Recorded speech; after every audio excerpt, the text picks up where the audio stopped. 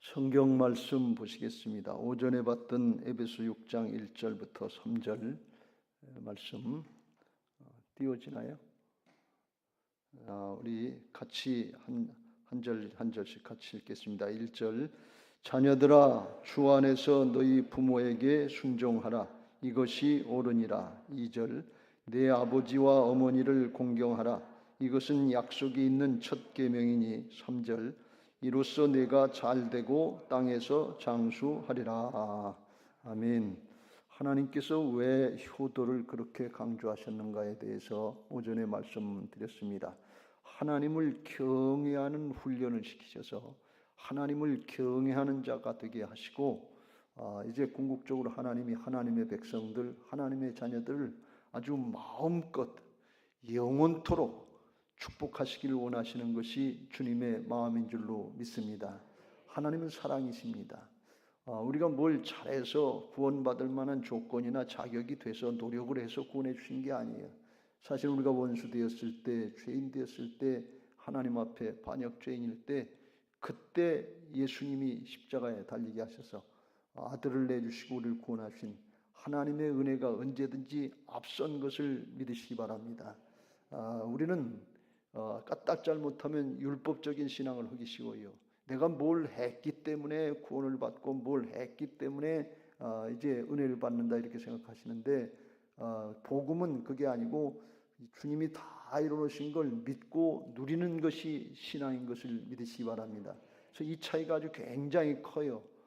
까딱 잘못하면 우리가 죄성을 가지고 나 중심의 이기적인 신앙을 하기 때문에 내가 뭘 한 게 자기가 돼야 이게 뭐 은혜를 받고 복을 받는 줄로 생각하는데, 그러면 아주 그건 지극히 작은 거고 일부분이 되고 중간에 변질되기 쉬워요.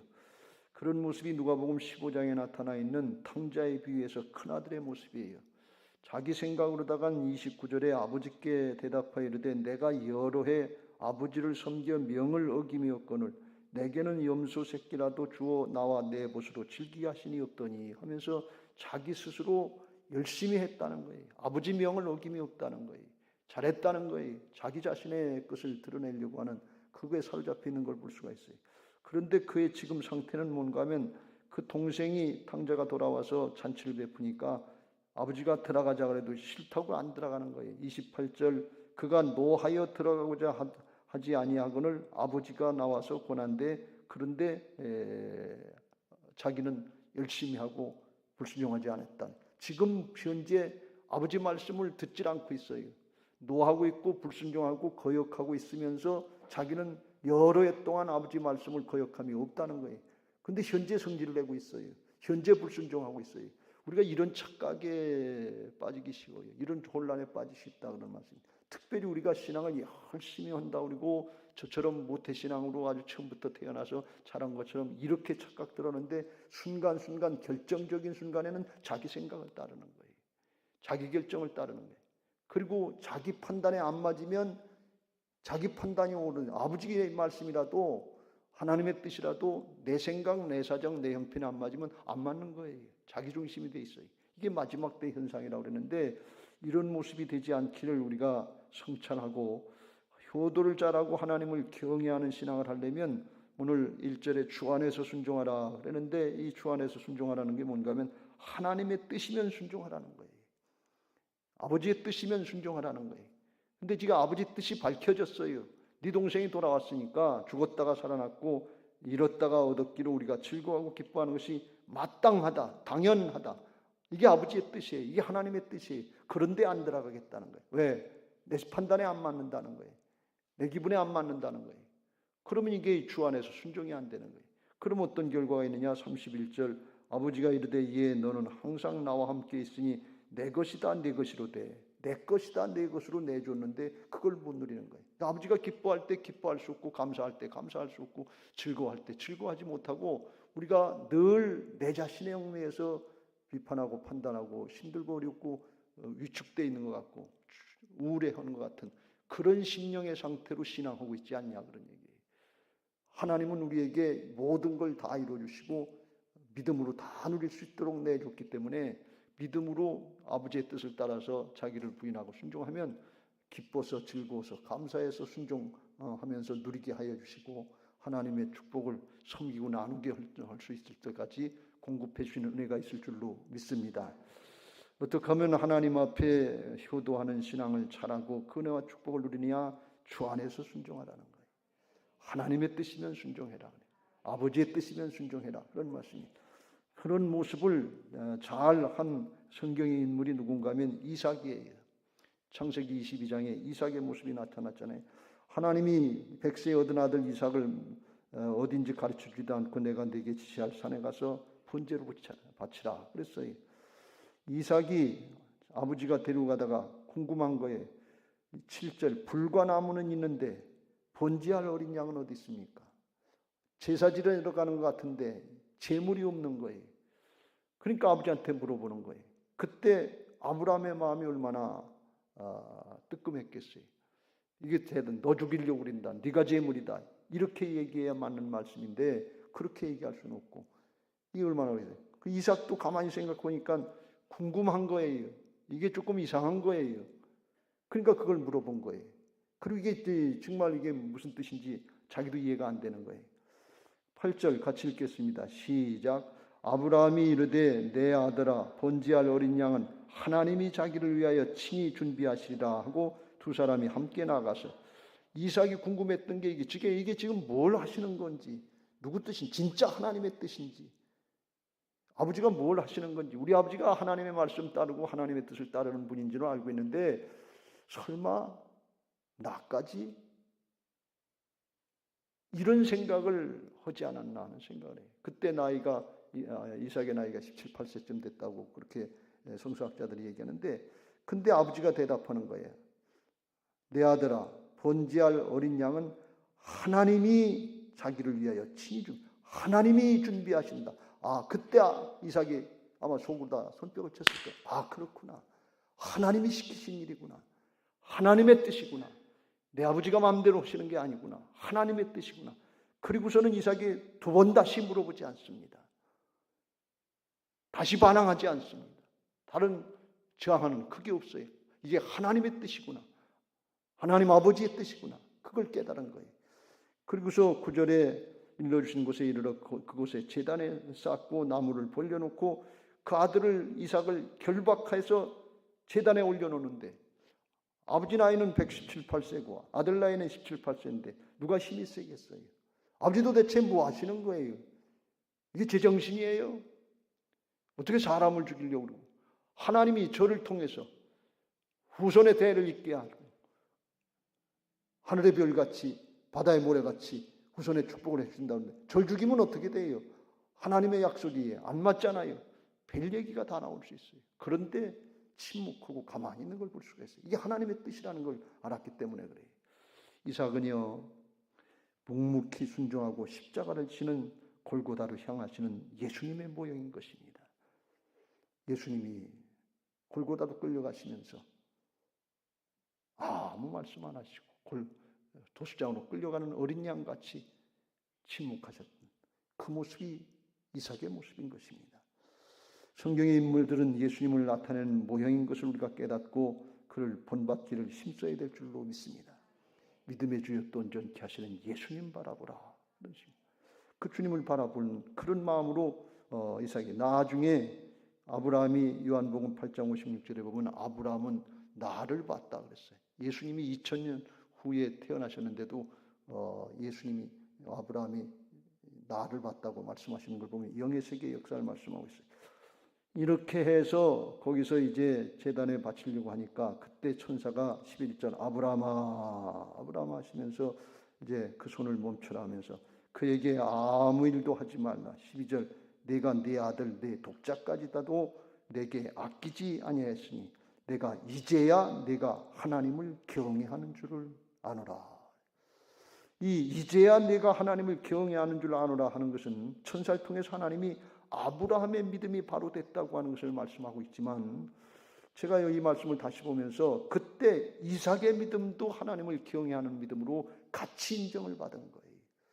이삭은 아버지 말씀에 순종하면서 효도를 통해서 하나님을 경외하는 믿음으로 나아갈 수 있는 길이 열려진 것을 믿으시기 바랍니다.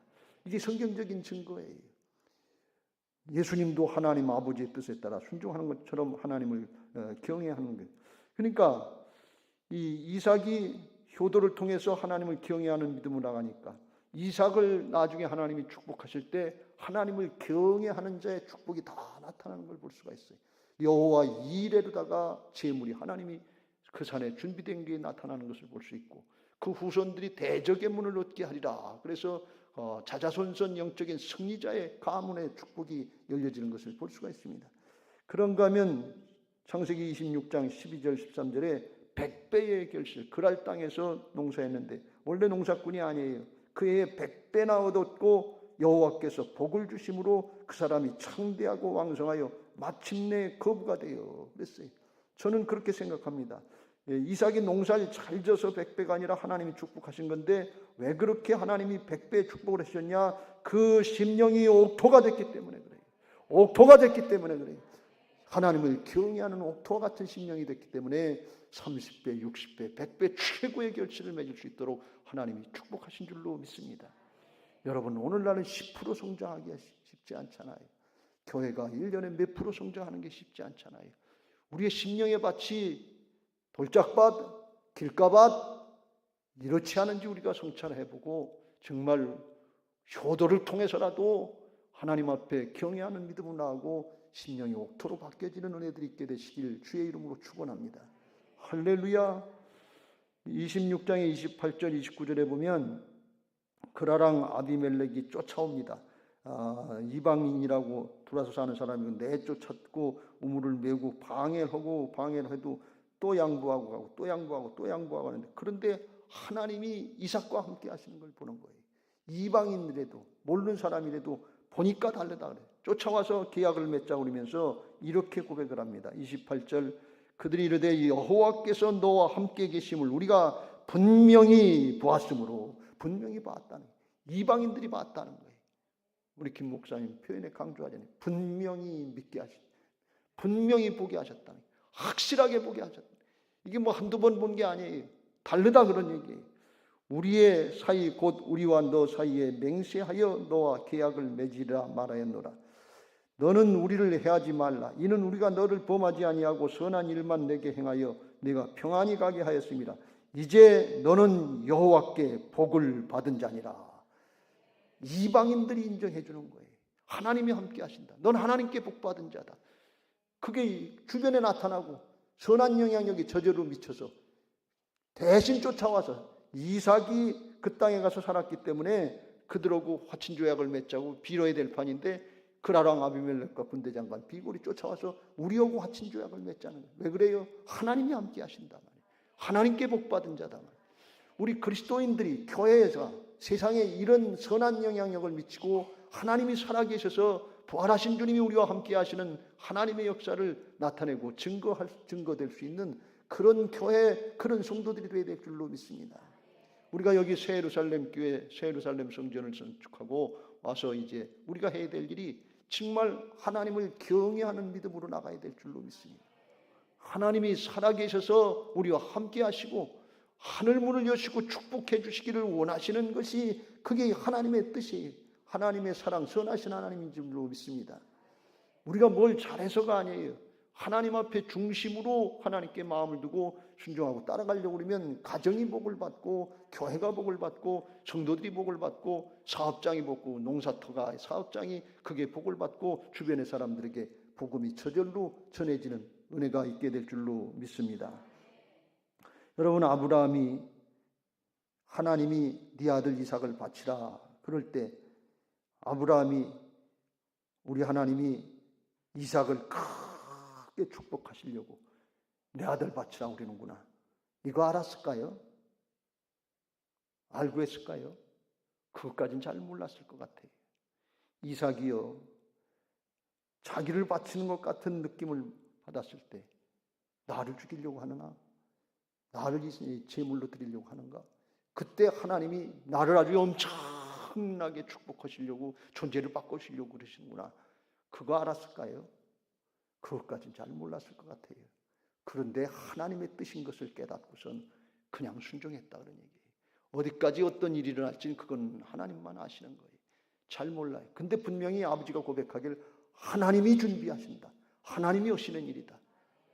오늘 말씀으로 하나님의 뜻이 이거다 하고 깨달았으면 그 다음부터 우리는 자아를 쳐서 자기를 부인하고 순종의 길로 나갈 때 하나님을 경외하는 신앙이 되게 하시고 하나님을 경외하는 자에게 주시는 모든 은혜와 축복을 다 누리게 하실 줄로 믿습니다.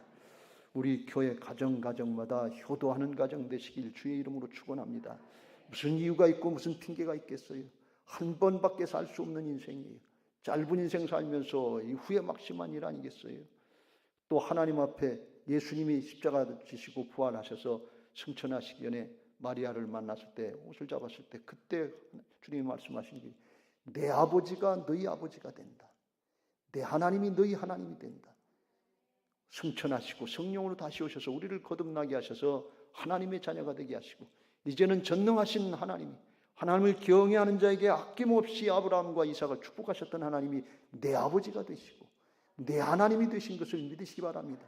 영적으로 효도하시고 육적으로 부모님께 효도하시고 주변을 돌아보아서 어른들 섬기면서 복음의 역사를 잘 감당해서 하늘문이 열려지는 그런 교회, 그런 성도들이 되시기를 예수님의 이름으로 축원합니다. 할렐루야. 우리가 그런 교회, 그런 성도들, 그런 신앙 되게 해달라고 우리가 찬양으로 우리의 신앙의 고백을 하면서 기도하겠습니다. 교육자들 앞으로 나오시고요. 하나님이 우리를 사랑하시는데 아들을 내주시기까지, 자신을 내주시기까지 사랑하셨습니다.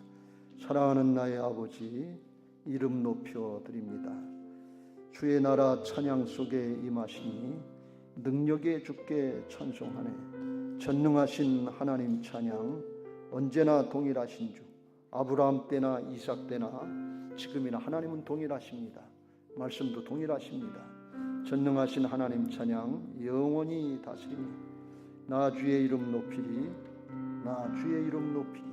하늘 높이 들린 승리의 깃발, 부활의 깃발처럼 주의 이름 높이리. 찬양하시고 우리가 같이 기도하겠습니다.